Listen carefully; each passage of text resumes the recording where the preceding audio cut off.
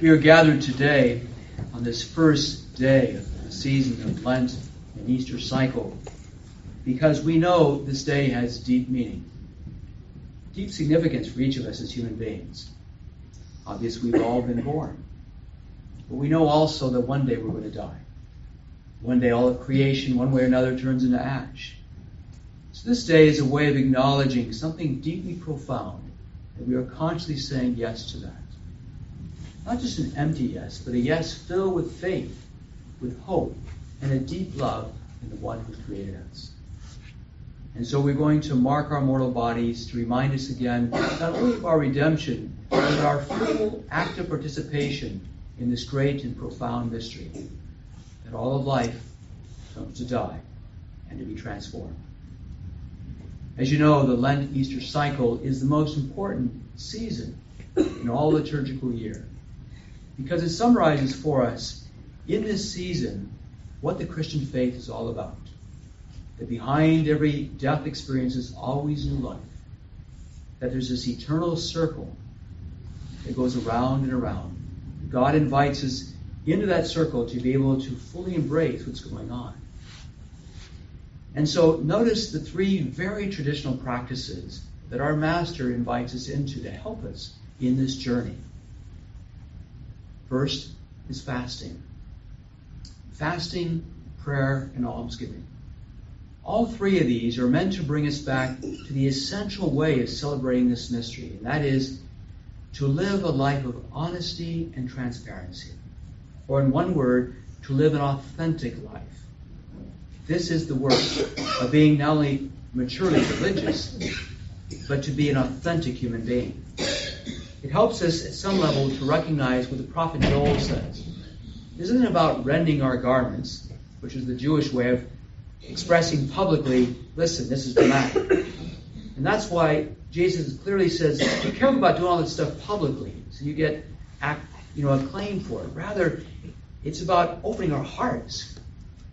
It's an internal movement. It's a way of seeing that all of these practices are meant to help us to move more deeply and completely in the path of authenticity. So fasting. Yes, of course, we can immediately turn to, I need to lose a few pounds, and I need to give up this and give up that. But I would really strongly encourage you that you do what the Scriptures inviting us to do. Ask Jesus what you are to fast from, so that you can feast on something else.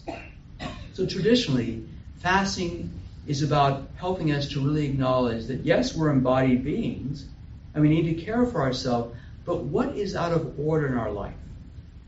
What prevents us from seeing ourselves authentically and relating to other people authentically? We have to fast from that in order to feast on the wonderful, rich gift of being relational beings. So maybe it means spend your time fasting from gossip or negativity. Or maybe it means fasting from those things that somehow or other negate your own unique, beautiful personhood. I don't know. That's between you and Jesus. Secondly, giving alms. The purpose of giving alms is to remind us of that primary call as Christians, and that is to be a person of charity, to be concerned, to be connected with other people. So yes, of course we can give money, but sometimes that's the easiest thing to do. Just reach in your wallet or your purse, there you go, okay, done with that. But actually, maybe Jesus is asking you instead to give of your time, to listen to somebody who really needs a listening ear. Or maybe it means that you're more present, more mindful of something you need to do to attend to your own self-care. Again, I don't know, that's between you and Jesus. And finally, what prayer form will help you to truly grow in a deeper, authentic, transforming way of living as God's beloved daughter or God's beloved son? That's the key. So I beg you, please don't just use the same prayers you've been using all year long. And I tell you that because Lent is meant to be a long retreat. And typically, our soul wakes up when we do something different. And that's why pain and suffering work for a lot of people. Because all of a sudden we're snapped to attention and realize, this is different. I've got to find another way to deal with this.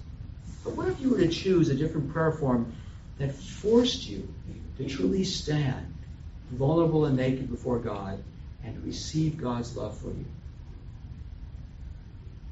What if you chose a prayer form that allowed you to stop speaking so you could finally hear God?